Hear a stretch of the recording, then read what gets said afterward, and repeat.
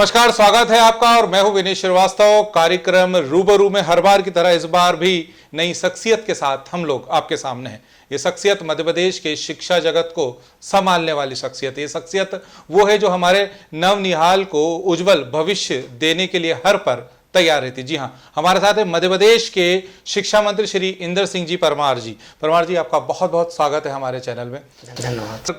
Corona काल चल रहा है और तकरीबन 1.5 साल से अधिक समय हो गया है स्कूल बंद है। एक बड़ी जिम्मेदारी है आपके ऊपर फिर से उस तंत्र को सही रास्ते पे लाने की। निश्चित रूप से कोरोना महामारी के कारण से सारा समाज प्रभावित हुआ है, उसमें शिक्षा भी प्रभावित हुई है। हमारे मुख्यमंत्री जी ने एक दमदारी के साथ में एक निर्णय किया है। 26 तारीख से हमने 11वीं और 12वीं के स्कूल खोले हैं और उसमें हमने जो निर्णय किया है उसके अनुसार हमारे स्कूल प्रारंभ हो गए हैं, लेकिन अभी उपस्थिति कम आ रही है। हम भी, क्योंकि जैसा लोग डॉक्टर्स और अन्य जो लोग हैं वो जैसे चेतावनी दे रहे थे तीसरी लहर की, उसको सावधानी के साथ में आगे बढ़ने का निर्णय किया है। उसी में हम आगे बढ़ रहे हैं। बच्चे धीरे धीरे करते करते स्कूल के माहौल में ढले और शिक्षा के वातावरण को निरंतर गति दें। हमारे शिक्षकों को हमने वैक्सीनेशन कराने का काम किया है ताकि बच्चे सुरक्षित रहे। 9वीं और 10वीं के जो स्कूल हमको आगे खोलने का है उस पर हम कुल मिलाकर कोरोना की स्थिति क्या रहेगी उसके बाद में हम उस पर निर्णय करेंगे। यदि सब ठीक ठाक रहा तो हम 5 अगस्त से 9th और 10th की कक्षाएँ भी खोल सकते हैं। मैं समझता हूँ कि जिस प्रकार से पिछले साल बिगड़ा, पूरा वर्ष बिगड़ा, फिर हमने परीक्षा नहीं लेने का निर्णय किया क्योंकि हमारे मुख्यमंत्री जी का निर्देश था कि सबसे पहले बच्चों के जीवन को सुरक्षित रखना। वर्ष 1 साल खराब हो सकता, 2 साल खराब हो सकता है, लेकिन जीवन से बड़ा वो नहीं हो सकता है। और उसी को सबने स्वीकार भी किया। पूरे मध्य प्रदेश के विद्यार्थियों ने स्वीकार किया, अभिभावकों ने स्वीकार किया, शिक्षकों ने स्वीकार किया है। अब हमने बड़ा निर्णय इसलिए किया कि बच्चों को स्कूल से ज़्यादा समय दूर रखना, बच्चों पर मानसिक रूप से अन्य प्रकार के कई सारे विकार आ सकते हैं, इसलिए उनको खुलना चाहिए, लेकिन सोशल डिस्टेंसिंग का पालन करते हुए। इसलिए हमने 50% उपस्थिति के साथ में 11वीं और 12वीं की कक्षाएँ प्रारंभ की है। अभी 50% विद्यार्थी भी नहीं आ रहे हैं, लेकिन धीरे धीरे करते करते माहौल बनते बनते अच्छा वातावरण बनेगा और मैं समझता हूँ कि हमारे विद्यार्थी फिर से अपने शिक्षा को निरंतर आगे जारी रख सकेंगे। मध्य प्रदेश के स्कूलों की अगर हम लोग बात करें तो एजुकेशन स्टैंडर्ड की अगर बात करें तो अन्य स्टेट की तुलना में मध्य प्रदेश का जो शिक्षा एक तंत्र है वो मजबूत नहीं है। कुछ प्लानिंग है दिमाग में? देखिए, मध्य प्रदेश में 1 लाख स्कूल हैं। इतना बड़ा हमला है क्योंकि हमको सबसे पहले उद्देश्य ये था कि हम शिक्षा को अंतिम छोर तक पहुँचाएँ। उसमें हम सफल रहे हैं काफ़ी हद तक, और सरकारों ने जो प्रयास किया है उसके कारण गांव-गांव तक स्कूल खोल दिए, शिक्षक भेज दिए, लेकिन गुणवत्ता ज़्यादा स्कूल होने के कारण से गुणवत्ता प्रभावित हुई है। इसलिए आज हम देखेंगे हमारी प्राथमिक शिक्षा सबसे ज़्यादा उससे प्रभावित हुई है और प्राथमिक सेक्टर में कई जगह 10 विद्यार्थी है, 2 शिक्षक है, ऐसी बहुत जगह विसंगतियाँ आ रही है। उन सब का हमने अध्ययन किया है, पर हम एक साथ इतने सारे स्कूलों को ठीक नहीं कर सकते हैं। पूरे देश भर में जहाँ 5 लाख स्कूल है उसमें से 1 लाख हमारे पास है।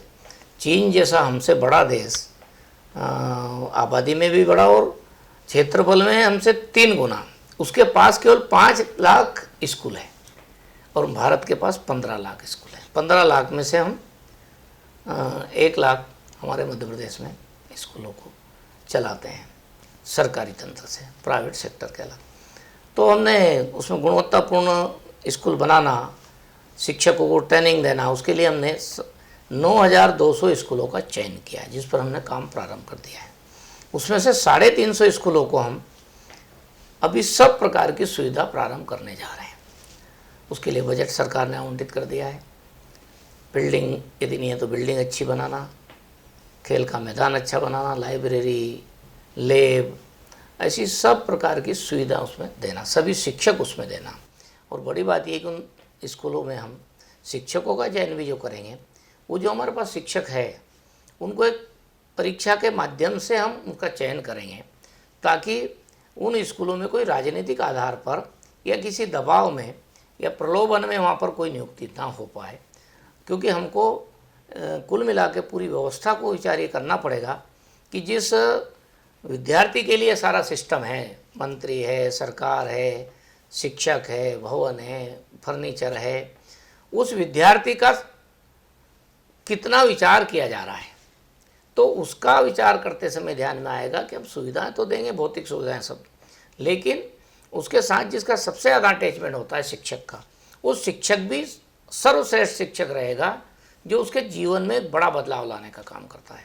और इसलिए हमने शिक्षक एजुकेशन पर भी बड़ा, टीचर एजुकेशन पर भी बड़ा काम करने का प्रारंभ कर दिया है। राष्ट्रीय शिक्षा नीति में भी यही अपेक्षा है। हम राष्ट्रीय शिक्षा नीति और मध्य प्रदेश की कुल मिला के जो स्थिति है उसके संदर्भ में इन स्कूलों का चयन करके और धीरे धीरे करके हम 2-3 साल में एक नया मॉडल पूरे मध्य प्रदेश में खड़ा करना चाहते हैं। लेकिन नया मॉडल होगा, लेकिन भारत की परंपराएं, भारत की मान्यताएं, यानी भारत केंद्रित शिक्षा होगी, गुणवत्तापूर्ण शिक्षा होगी और ज्ञान आधारित शिक्षा होगी। उसका समावेश करते हुए रोजगार हम कैसे दे सकें, आगे आने वाले समय में हम लोगों को हाथों में हुनर कैसे पहुंचा सकें, इस प्रकार का भी प्रयास हम इस स्कूलों में करने वाले हैं।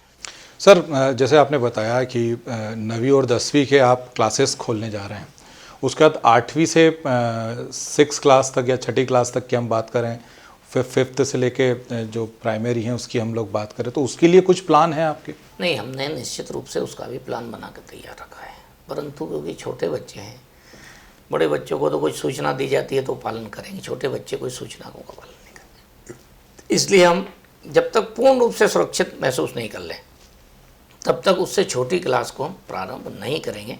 हमने वर्ष भर का उनका भी ऐसे कैलेंडर बनाया है, लेकिन प्रत्यक्ष स्कूल खोलना जब तक पूरी रूप से हम संतुष्ट नहीं होंगे तब तक उनका नहीं खोलेंगे।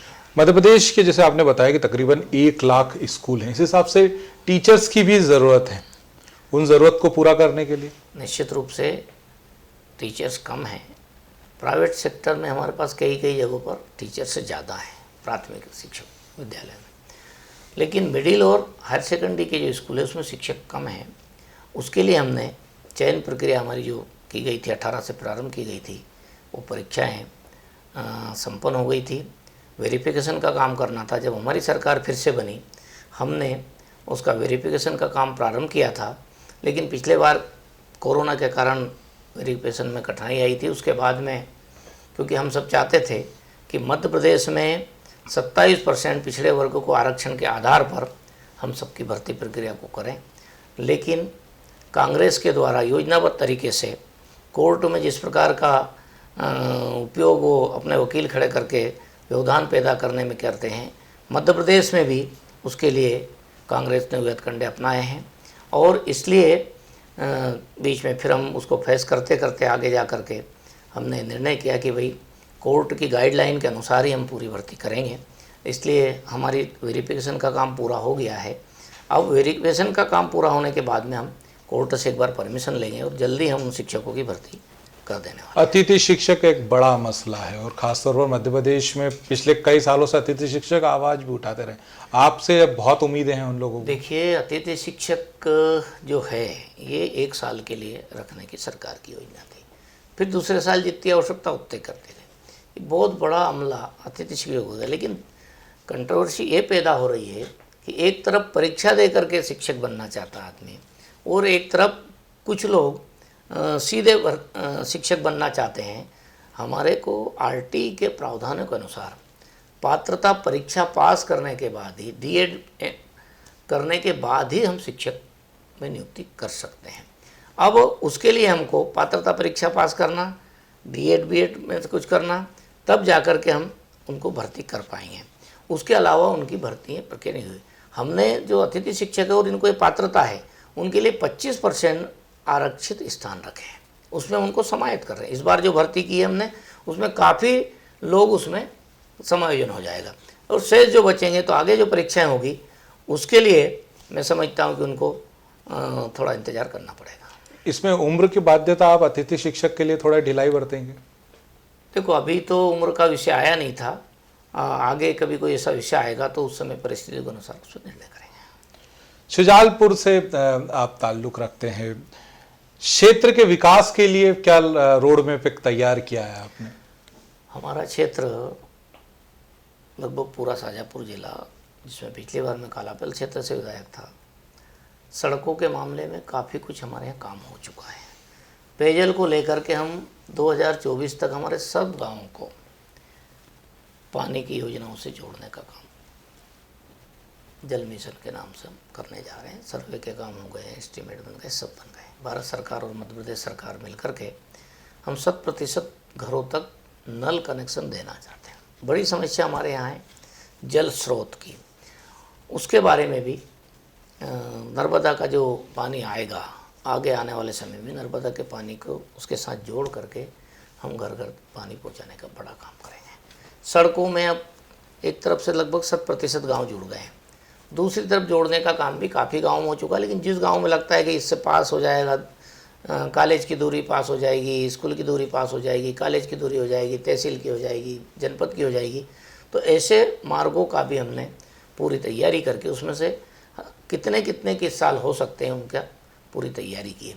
विशेष करके शिक्षा के क्षेत्र को लेकर के हम जो CM राइस योजना के नाम से हमारे स्कूल हमारे प्रस्तावित है, उन पर हमने काम शुरू किया है। शाजापुर ज़िले में हम 4 स्कूलों को इसे प्रारंभ करने वाले हैं और आने वाले समय में एक शिक्षा का नया स्वरूप पूरे शाजापुर ज़िले में मिलने वाला, जिसमें शुजालपुर विधानसभा भी है और शाजापुर ज़िला भी सम्मिलित होने वाला है। बाकी कुछ नदियों पर हमारे यहाँ बहुत पुल के काम हुए, लेकिन फिर भी कहीं ऐसा लगता है तो उनकी भी हमने सारी प्राक्कलन और ये सब बना करके विभाग को सौंपने का काम किया है। हमारे यहाँ बड़ी समस्या पानी है और पानी नहीं होने के कारण से कुछ बड़ा उद्योग, पहले से कुछ सोयाबीन प्लांट चलते हैं, लेकिन उसके अलावा भिन्न कोई फैक्ट्रियाँ, क्योंकि सबके लिए पानी की आवश्यकता रहती है, तो पानी प्राथमिकता के साथ में हम चाहते हैं। और मुख्यमंत्री शिवराज सिंह जी चौहान ने जो नर्मदा का हमारा पानी आ रहा है वो पार्वती नदी में भी तक भी आ रहा है और हमारी काली सिंध तक भी आ रहा है। निश्चित रूप से उस पानी का हम आगे जा कर के उद्योग और व्यवसाय के लिए भी उसका उपयोग कर सकेंगे, कृषि के लिए भी, क्योंकि बड़ा क्षेत्र में कृषि का है। और हमारे ज़िले ने एक बड़ी उपलब्धि है कि हम प्याज के क्षेत्र में हमारे यहाँ के किसान विशेष काम करते हैं और सरकार ने भी प्याज के लिए ज़िले को चिन्हित किया है। इसलिए हम प्याज आधारित व्यवसाय उद्योग स्थापित करने पर हमारे उद्यानिकी विभाग और सरकार मिलकर काम कर रहे हैं। शाजापुर ज़िले की अगर जैसे हम लोग बात करें शाजापुर शुजालपुर की, तो प्याज अत्यधिक वहाँ पर होती है। अभी संतरे में भी शाजापुर ज़िला जो है बहुत अच्छा कर रहा है, उसके बाद सोयाबीन में भी शाजापुर अच्छा कर रहा है। लेकिन वहीं अगर इसके मार्केट की बात करें तो शाजापुर पिछड़ता है। अगर शुजालपुर मंडी को छोड़ दिया जाए तो शाजापुर में ऐसा किसानों के लिए कोई मार्केट नहीं है, वो भोपाल और इंदौर पर आश्रित है। देखिए, संतरे हमारे यहाँ बाहर ही जाते हैं।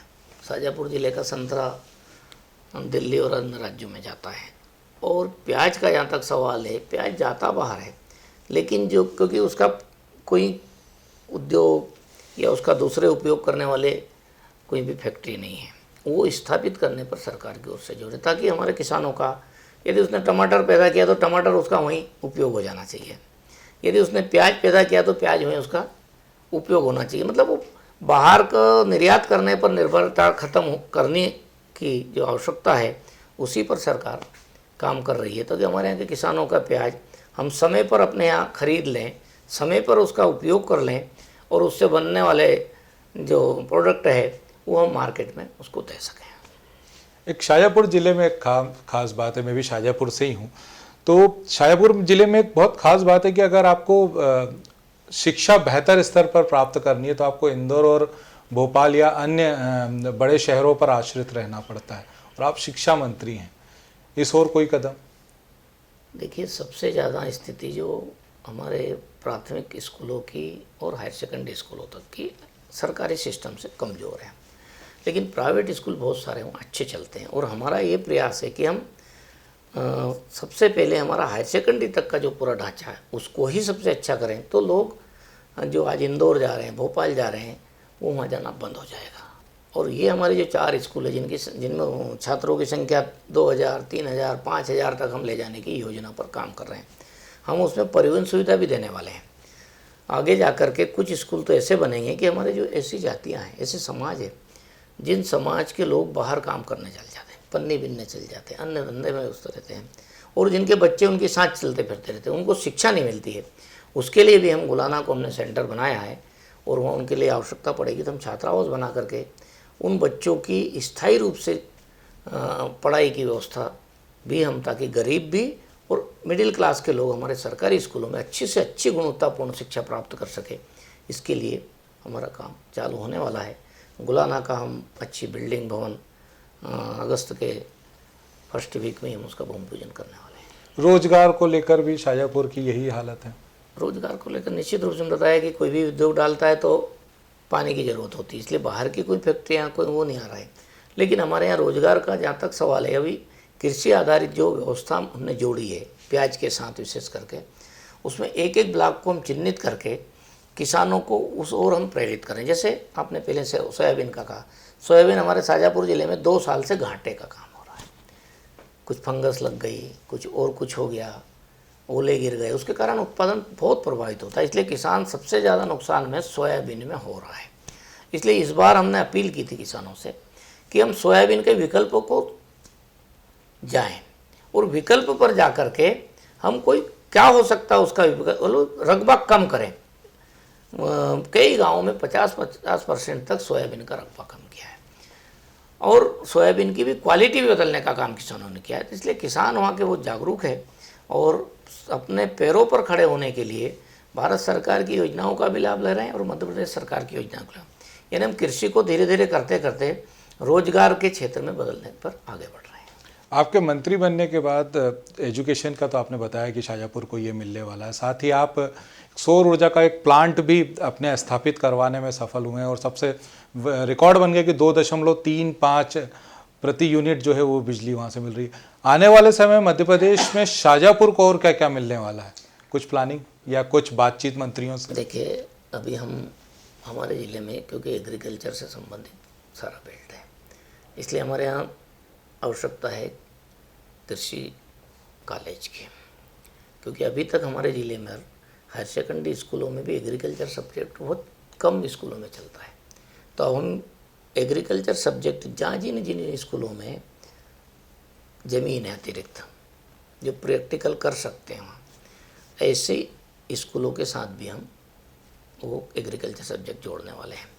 और हम कोशिश करेंगे कि एक एग्रीकल्चर महाविद्यालय चाहे प्राइवेट सेक्टर का खुले या गवर्नमेंट सेक्टर से आए, उसको हम भी काम कर रहे हैं उस पर, ताकि आगे आने वाले समय में शाजापुर ज़िले को ये उपलब्धि मिल जाए। तो वहाँ के विद्यार्थी इधर उधर नहीं जानते हुए वहीं पर एक प्रकार से जो लैब है, लैब को अपने खेतों में प्रैक्टिकल करके दिखा सकें। प्रभारी जिले हैं आपके पास, दो बैतूल, झाबुआ, 2 प्रभारी जिले हैं। उन जिलों में आप होकर आ चुके हैं? मैं बैतूल और झाबुआ, मेरे पास दोनों जिलों में मैं प्रवास कर चुका हूँ, और पर्याप्त समय के लिए मैंने 2-2 दिन का समय लगभग दोनों जिले में दिया है। क्या लगा उन दोनों जिलों में गए हैं आप? किन चीज़ों की आवश्यकता है? लोग कैसे लगे?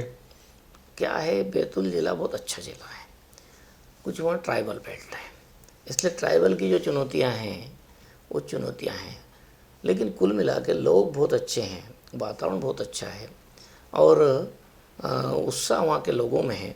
हम निश्चित रूप से वहाँ के ज़िले के लोगों से मिल कर के और प्रशासन के साथ मिल कर के काफ़ी कुछ अच्छा करने की सब प्लानिंग तैयार करा रहे हैं। जो झाबुआ ज़िला है वो पूरा ट्राइबल है, लेकिन वहाँ के बारे में जब अध्ययन किया थोड़ा बहुत, तो ध्यान में आया कि वहाँ हमारे किसानों के पास में कुआं तो है, वो दूर से लाइट खींच कर ला रहा है खुद के पैसे से, उसका ट्रांसफार्मर या जो लाइन खड़ी होना चाहिए, खंबे, वो नहीं है।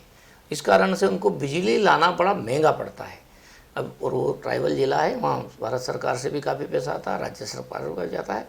इसलिए हमने वहाँ पहला काम ये किया अभी की योजना समिति की बैठक में, भाई हम जो ट्राइबल के लिए विकास के लिए जो पैसा आएगा उसमें से हम कुछ प्रतिशत उन ऐसे किसानों का जिनका हम नीचे तक एक प्रकार से पंचायत स्तर तक सर्वे करा करके उनके आवेदन लेकर के प्राथमिकता के साथ में उनको हम ऊर्जीकरण का काम करेंगे उनके, ताकि वहाँ पर वो अपना पानी का उपयोग खेती के लिए कर सके और आत्मनिर्भर भारत के लिए वो काम कर सके, अपने पैरों पर खुद हमारे किसान खड़े हो सके।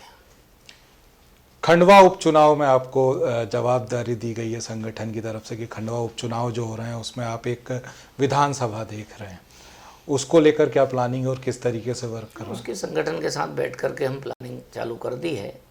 हम जहाँ मेरे को जवाबदारी दी गई है वहाँ के सारे कार्यकर्ताओं से मिलना और उसके लिए प्रवास तय हुए हैं। निश्चित रूप से हम वो विधानसभा से भारतीय जनता पार्टी अच्छे वोटों से चुनाव जीतने वाली है।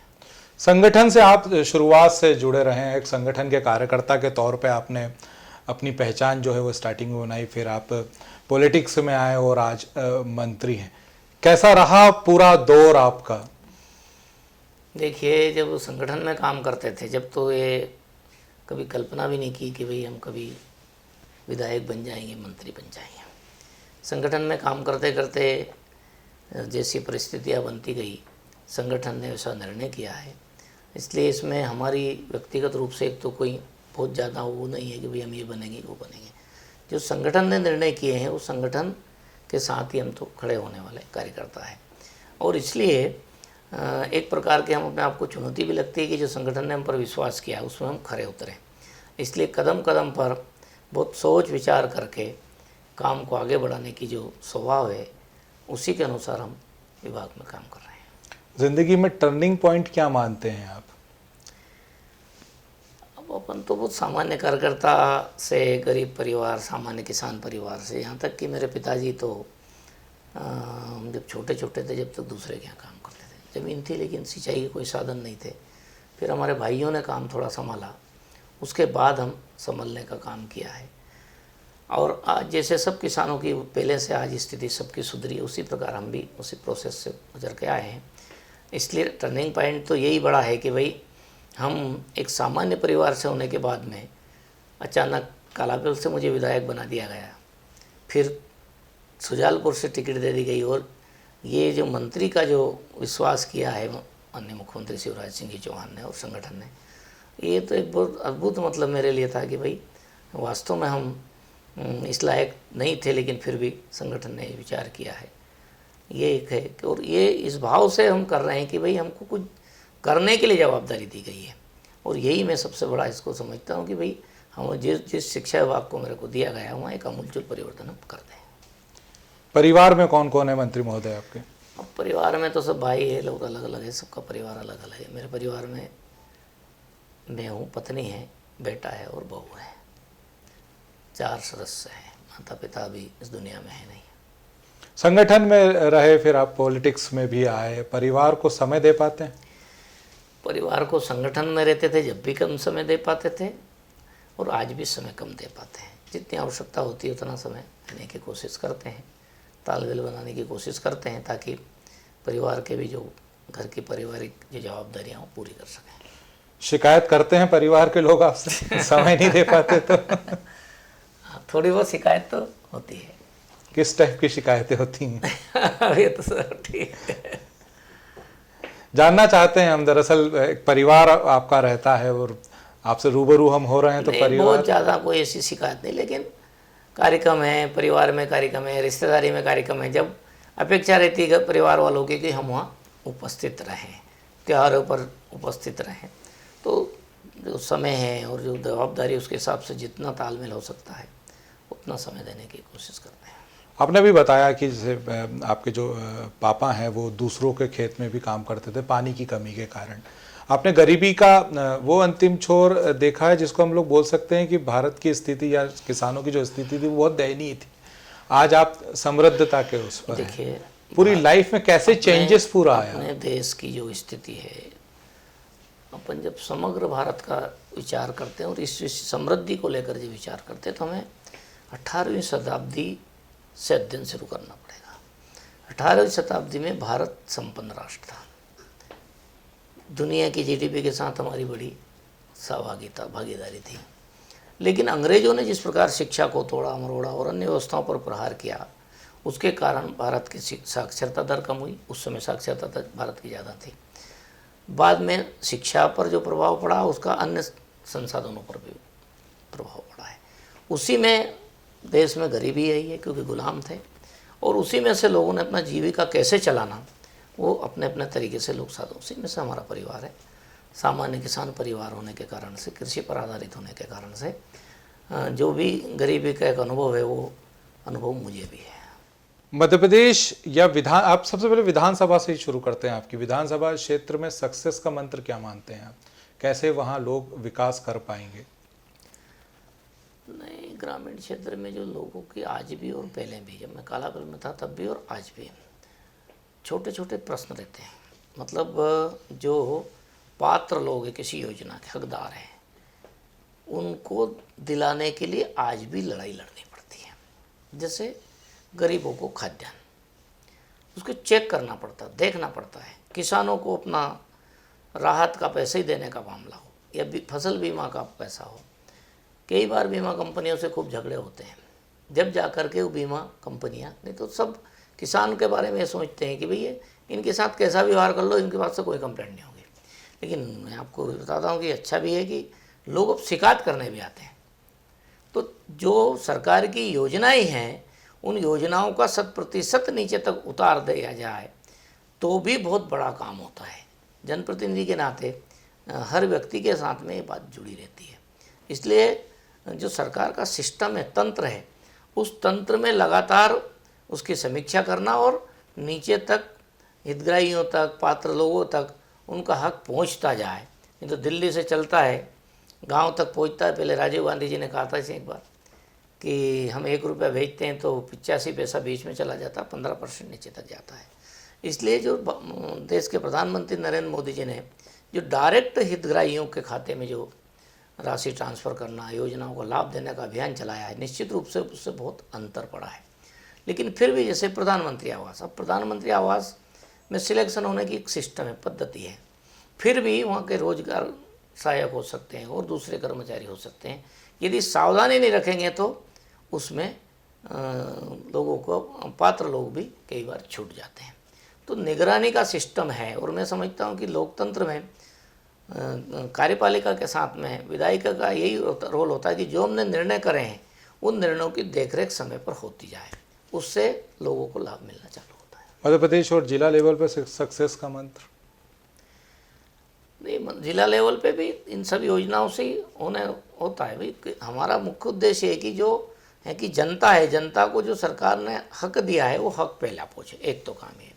फिर उसके साथ साथ रोजगार के लिए क्या क्या अवसर अपने ज़िले में हो सकते हैं, क्या क्या प्रदेश में हो सकते हैं, उन सब पर काम करना पड़ता है। कोई एक चीज़ पर हम काम करके नहीं बैठ सकते, इसलिए व्यापक रूप से हमको विचार करना पड़ता है, समग्र रूप से विचार करना पड़ता है।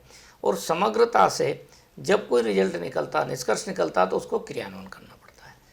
हमारे प्रदेश के यशस्वी मुख्यमंत्री जी ने आत्मनिर्भर मध्य प्रदेश का जो मंत्र आत्मनिर्भर भारत से लिया है, उसमें काफ़ी योजनाएं बना कर हम निरंतर मध्य प्रदेश को आगे बढ़ाने के लिए उस पर काम कर रहे हैं। आने वाले समय में इंदर सिंह परमार को किस रूप में जाना जाना चाहिए? मैं तो आने वाले समय में इतना ही कहना चाहता हूँ कि मेरे को जो विभाग दिया, उस विभाग के साथ मैंने न्याय किया है, मेरे रहते हुए उसमें कुछ सुधार हुआ है, इसी रूप में मुझे को जाने लो। कुछ सुधार हुआ है जो विभाग माननीय मंत्री महोदय को दिया है, उसी के रूप में शिक्षा मंत्री इंदर सिंह परमार जी को जो है वो लोग जाने। ये बात तो तय है कि मध्य प्रदेश में आने वाले समय में शिक्षा तंत्र के लिए मंत्री जी ने बहुत सारे प्लान बना के रखे हुए हैं, और तय बात है कि अगर उन पर वो चले तो शिक्षा तंत्र मध्य प्रदेश का ज़रूर मजबूत होगा। कुछ खामियां हैं लेकिन वक्त के साथ उसे ज़रूर पूरा कर लिया जाएगा। वहीं अगर हम शाजापुर जिले की बात करें, उनके विधानसभा क्षेत्र की बात करें, तो सही बात है, उन्होंने इस चीज़ का बहुत सही आकलन किया है कि कृषि आधारित जो है वो क्षेत्र है, और उसमें जो विकास है वो कृषि आधारित उद्योगों के साथ और वहाँ के किसानों को मजबूत करने के साथ ही वहाँ का जो है विकास किया जा सकता है। और झाबुआ और बैतूल की अगर बात करें तो मंत्री महोदय के नज़रिए से सीधी सी बात है कि विकास बहुत हो सकता है, बस एक ही रास्ता अपनाना है कि जो ऊपर से पैसा आ रहा है वो नीचे लेवल तक पहुंच पाए। मंत्री महोदय, आपने हमसे बात की उसके लिए बहुत बहुत धन्यवाद और हम आपको शुभकामनाएं देते हैं कि जो प्लानिंग आपने मध्य प्रदेश की शिक्षा के लिए, अपने क्षेत्र के लिए और प्रभारी जिले के लिए कर रखी है, उसमें आप ज़रूर सक्सेस हों। नमस्कार। तो साथियों, मुझे दीजिए इजाज़त, अगले कार्यक्रम में फिर आपके सामने एक नई शख्सियत के साथ मैं उपस्थित होऊंगा। तब तक के लिए नमस्कार।